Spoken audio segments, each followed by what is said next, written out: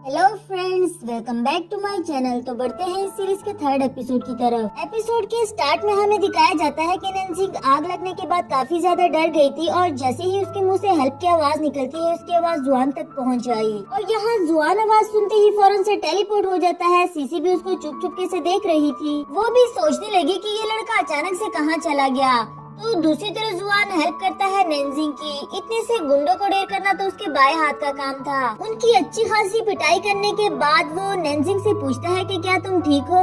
इस पर नैन्सी उसे कोई जवाब नहीं देती, लेकिन ये उसे खुद को भी काफी अजीब लगा क्योंकि इससे पहले तो सिर्फ उसे जान लेना आता था, किसी की परवाह करना नहीं। कुछ ही देर में नैन्सी को रेस्क्यू करने के लिए वहाँ पुलिस पहुँच गई और जुआन वहाँ से गायब हो चुका था। सीन शिफ्ट होकर जुकेन पर आता है जो कि ये कैंग के केबिन में उसके लिए बर्थडे गिफ्ट के साथ साथ एक नोट रखता है। वैसे तो ये दोनों सिर्फ फ्रेंड्स ही है, मगर शायद जुकेन ही अपनी फीलिंग्स उसके लिए नहीं समझ पा रहा। दूसरी तरफ ये कैंग को दिखाया गया जो कि अपने बॉयफ्रेंड सोंग जिंग के साथ बैठकर डिनर करते हुए बर्थडे सेलिब्रेट कर रही थी। बाय चांस वहाँ जुकेन ने भी टेबल रिजर्व करवाया था और इन दोनों को साथ देखने के बाद सोंग जिंग के बारे में पूछने लगा। उसे लगा था कि कोई बिजनेस क्लाइंट होगा, मगर ये कैंग ने उसे अपना बॉयफ्रेंड कहकर इंट्रोडक्शन करवाया। उसे भी अपने साथ डिनर करने के लिए कहती है, मगर वो कहने लगा कि मैंने खुद का टेबल रिजर्व करवाया है, तुम दोनों अपनी कंपनी एंजॉय करो। आफ्टर दैट दूर से बैठे उन्हें लवी डवी रिएक्ट करते हुए देख रहा था, जहाँ सोंग जिंग ने ये कैंग को सेम नेकलेस गिफ्ट किया है जो वो केबिन में रख के आया था। ये देखने के बाद जुकेन फौरन वहाँ से चला गया। इसके बाद पुलिस स्टेशन का सीन दिखाया जाता है जहाँ नैन्सी से पूरी डिटेल पूछी जा रही थी और वो कहती है कि मुझे किसी लंबे लड़के ने बचा लिया था। मैं नहीं जानती कि वो कौन है, लेकिन कोई फरिश्ता ही होगा। जब पुलिसमैन ने बताया कि हम उसे तुम्हारे लिए ढूंढ लेंगे, कम से कम तुम उसे थैंक यू ही कर दोगी। इस पर नैन्सी बोली, नहीं नहीं, इसकी कोई जरूरत नहीं, मैं उसे नहीं जानना चाहती। लेकिन पुलिसमैन को तो खुद भी उसे ढूंढ कर अप्रिशिएट करना था, इतना अच्छा सिटीजन होने पर। इसके बाद जब नैन्सी घर पहुंची तो उसने देखा कि उसकी कीज गायब है, जो कि जुआन ही उसे बताए बगैर चुरा कर ले आया था। और अभी नैन्सी के पूछने पर उसने बताया कि अगर मैं चाबियां ना चुराता तो तुम्हारे घर के सामने खड़ा रहकर तुम्हारे आने का वेट करता क्या। फिर नैन्सी उससे पूछने लगी कि तुम अचानक से कहाँ गायब हो गए थे, जिस पर जुआन उसे पैसों से भरा हुआ बैग दिखाने लगा। ये कहकर कि तुमने मुझे अचानक से बुला लिया था तो मुझे अपने पैसे लेने के लिए वापस तो जाना ही था। इतने सारे पैसे देखकर नैन्सी तो काफी ज्यादा शॉक हो गई। उससे पूछने लगी कि सच सच बताओ, तुमने कोई बैंक तो नहीं लूटा? इतने सारे पैसे सिर्फ कमरबंद बेचने से कैसे आ गए? जुआन बोला, मैं कोई पागल तो नहीं जो पुलिस की नजरों में आकर खुद को मुश्किल में डालूं, और वैसे भी मेरे पास इस मॉडर्न एरा की आइडेंटिटी नहीं। वैसे दोनों बार जब मैं तुम्हारे पास टेलीपोर्ट होकर आया तो तुम किसी मुश्किल में थी। इसका मतलब तो ये हुआ कि जब तुम्हें किसी हीरो की जरूरत होगी तो मैं वहाँ टेलीपोर्ट होकर पहुँच जाऊंगा। जुआन तो सिर्फ सिचुएशन को सोचकर अंदाजा लगा रहा था, मगर नैन्सी तो दिल ही दिल में खुश हो गई, ये सोचकर कि अब तो मुझे डरने की जरूरत ही नहीं। जब भी किसी मुश्किल में होंगी इसे आवाज देकर बुला लिया करूंगी। उससे ऐसे स्माइल करते हुए जुआन बोला, खबरदार आइंदा किसी मुश्किल में खुद को डालने की कोशिश की तो, और अगर मुझे बुला लिया फिर तो देख लेना, तुम्हारी मदद करने के बजाय तुम्हें ही उल्टे हाथ की दूंगा। ये कहकर जुआन सोने के लिए उसके रूम में जाने वाला था, जो कि नैन्सी बिल्कुल भी नहीं चाहती। इसलिए अपने साथ वाला अपार्टमेंट जो कि नैन्सी का ही था उसको रहने के लिए दे दिया। साथ ही उससे बताया कि ये तुम्हारा टेम्परेरी शेल्टर है, तुमसे यहाँ रहने के लिए मैं रेंट नहीं लूंगी, लेकिन मेरी कुछ शरायत है। वो ये कि जब जब मेरी मॉम मेरे साथ होगी तुम मेरे पास नहीं आओगे, चाहे तुम मर ही क्यों ना रहे हो, ना ही तुम उन्हें अपनी आइडेंटिटी बताओगे।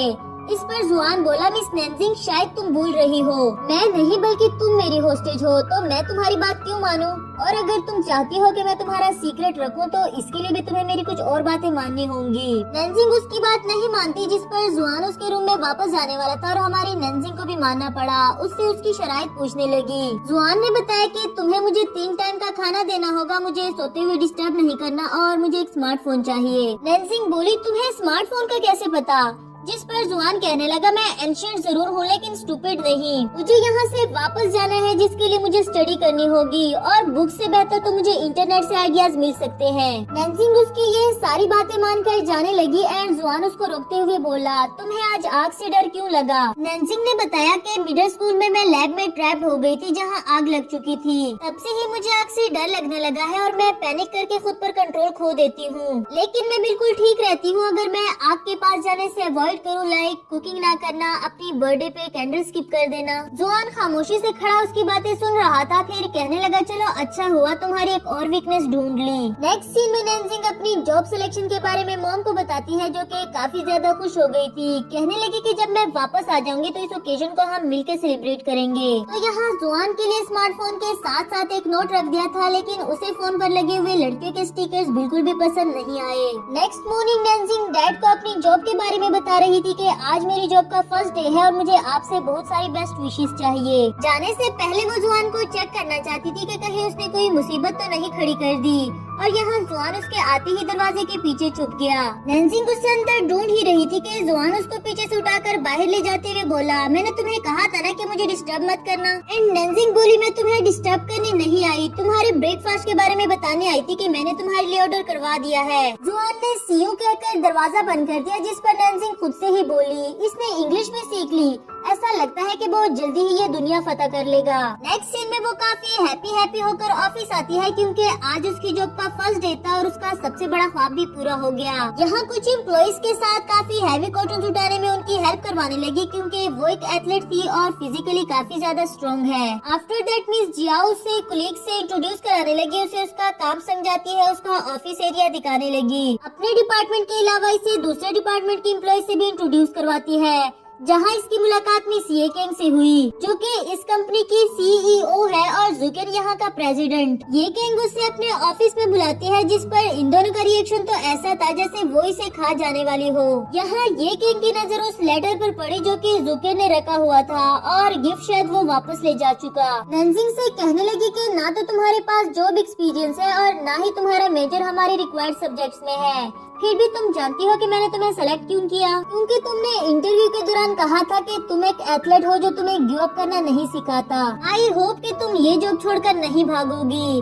पिछले 10 साल से जुकेन का असिस्टेंट बनने का काम मैंने किया, लेकिन ये बर्डन अब मैं तुम्हें सौंपती हूँ। हम दोनों के बारे में इंटरनेट पर जो कुछ भी कहा गया वो सब कुछ सच है, सिवाय इसके कि हम दोनों रिलेशनशिप में हैं। नैनसिंग तो उसकी बातें सुनकर काफी ज्यादा नर्वस हो गई थी कि शायद उसका बॉस काफी ज्यादा गुस्से वाला है। उसके जाने के बाद ये किंग वो लेटर पढ़ती है, जिसमें जुकेन ने उसे बर्थडे विश की थी और साथ में ये भी लिखा है कि मैं तुम्हें स्केटिंग सिखाने के लिए तैयार हूँ। दूसरी तरफ यहाँ नैनसिंग अभी भी काफी ज्यादा नर्वस थी। मिस जियाओ से जुकेन के नेचर के बारे में पूछती है। उसने बताया कि तुम्हें फिक्र करने की जरूरत नहीं, अगर हमारे बॉस को किसी का काम पसंद नहीं आता तो फौरन से उसको फायर कर देते हैं। डांटना चिल्लाना उन्हें नहीं आता, इसलिए बेफिक्र होकर अपने काम पर फोकस करो।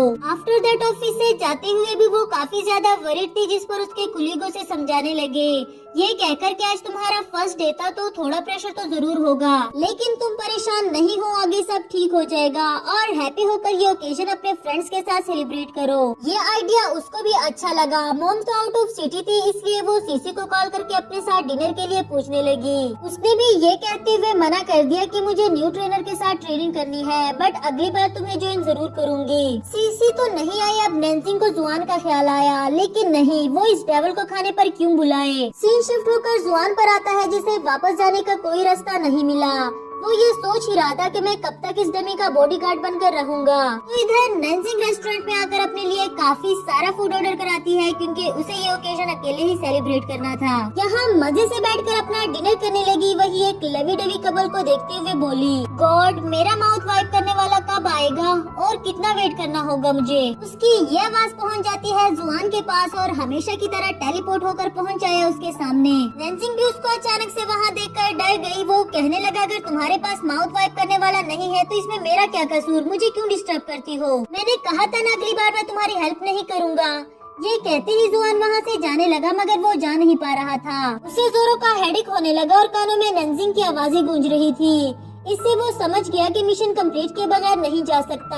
अब मजबूरन उसे भी नैनसिंग का माउथ वाइप करना पड़ा और ऐसे उसको भी रिलीफ मिला। उसका माउथ वाइप करते ही वहाँ से चला गया। यहाँ नैनसिंग भी काफी ज्यादा हैरान थी। वापस जाते हुए भी उसे काफी एम्बेरसमेंट फील होती है। कहने लगी, ये सब कुछ हो क्या रहा है? ओ गॉड, मेरे तो सर में दर्द हो गया, कोई मेरी मदद करे। उसकी तो ऐसे कोई इंटेंशन नहीं थी, लेकिन जुआन इस बार भी उसकी आवाज पर यहाँ पहुँच आया। बेचारी नैनसिंग कहने लगी, मुझे माफ कर दो, मैंने ये सब कुछ जानबूझकर नहीं किया। आई प्रॉमिस मैं तुम्हारी सारी बातें मानूंगी। लेकिन इस बार तो वो काफी क्वाइटली उसके पास बैठकर उसका सर अपने शोल्डर पर रख देता है। इसी के साथ हमारा यह एपिसोड भी खत्म हुआ।